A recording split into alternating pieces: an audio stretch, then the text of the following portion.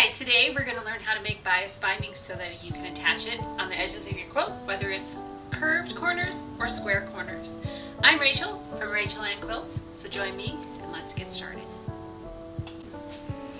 So today we are making bias grain binding instead of straight of grain binding so that you can use it around curves on the corners of your quilt. And to get started, we are going to cut a 13-inch piece across the width of our fabric. Take the rest out of the way. Then we need to open this up to be the full width of the fabric. And I like to use the lines on my mat because, as you can see on this Creative Grids mat, they have a nice 45-degree line, which is going to give us our first cut for our bias binding. So I like to have mine up on the 1-inch line just so I can clearly see all of my numbers. You can go right down to this bottom line if that's easier for you. So using the 1-inch line, I want to make sure that my selvage is to the left of that 45-degree line that runs up here, because that's the line we'll be cutting on. I like this handy dandy bias binding simplified from Creative Grids. It's wonderful because it tells you, if you have 2.5-inch binding strips, how much yardage you need to cut in order to make it all the way around your quilt. It also has these tips for folding to cut your bias. I have found that I just prefer leaving mine flat so I can see all aspects of it as I'm cutting. So I'm going to take my ruler and line it up on the 45-degree line that's on my mat, because the bottom of my fabric is along this 1-inch line, and that's going to give us our first cut to make bias binding. So once that's cut, I just like to save this corner piece for later in case we need every last inch of the fabric. Next, I can take this beautiful bias binding ruler from Creative Grids and line up one edge, and that'll give me a 2.5-inch wide cut for the other edge. Notice that there is a 45-degree edge on your ruler. It also has the dashed lines that you can line up just to double check that you are staying square as you make your 2.5-inch cuts. You want to make sure that both top and bottom edge are parallel to each other. So I'll show you that when we get to the very end of cutting our 2.5-inch strips.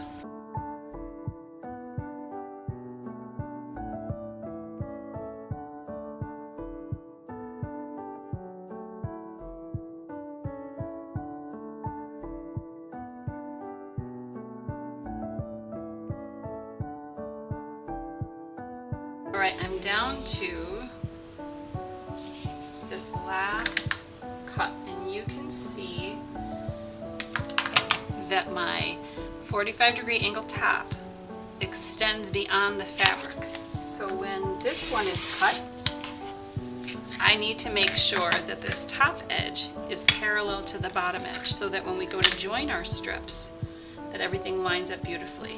So in this case, I just slide my ruler down until I am past my selvage. I don't know if you can see on the camera, but there's the selvage dots here from when they manufactured the fabric.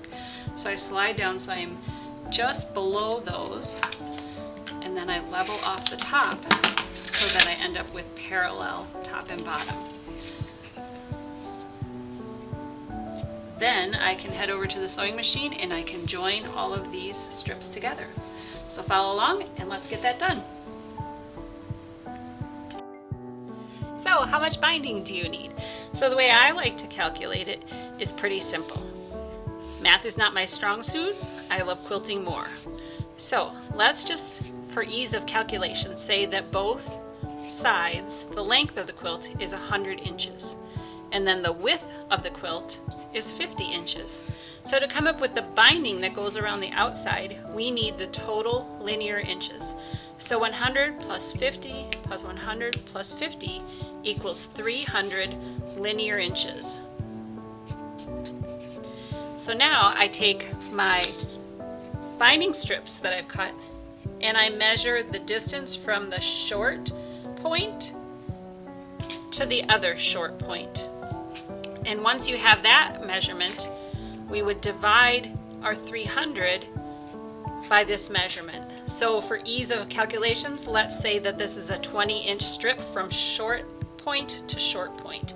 So that means 300 divided by 20 is 15. We need 15 strips that are this length in order to have enough to go all the way around our quilt.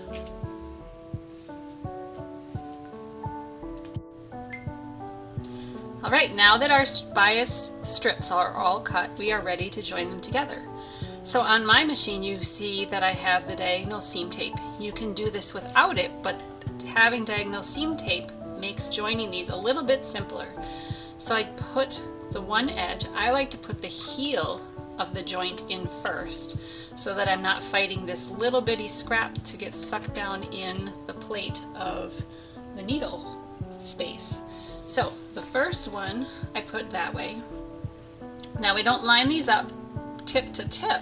They actually are offset about 1/4 of an inch so that when you're stitching right where the two meet. So I call that the valley. There's a little valley on each end. So you stitch from valley to valley, and that should be about 1/4 of an inch in.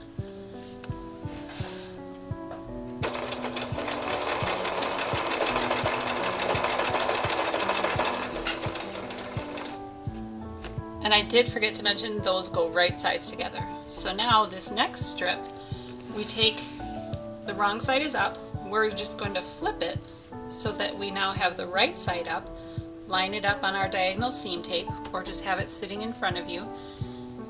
And then you grab the next strip, right side down, and you can line it up using the diagonal seam tape, or you can eyeball it, and you can use just any ruler that you have to see if your valleys are at the 1/4 of an inch line.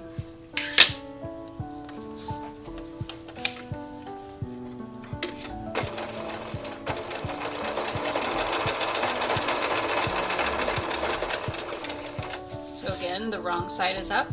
Now we just flip that strip so the right side is up, and we continue adding our binding strips until we get to the end.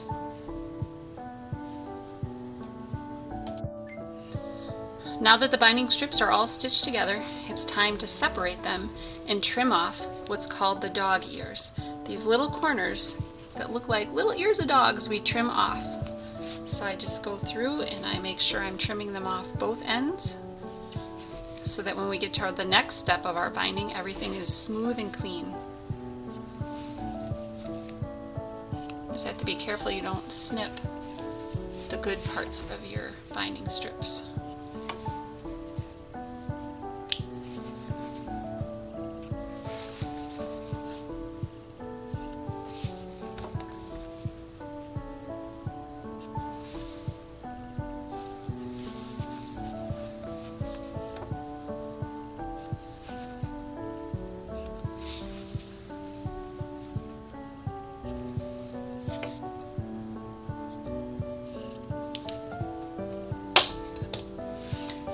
So then the next step is you're going to head to the iron and you're going to press these seams open.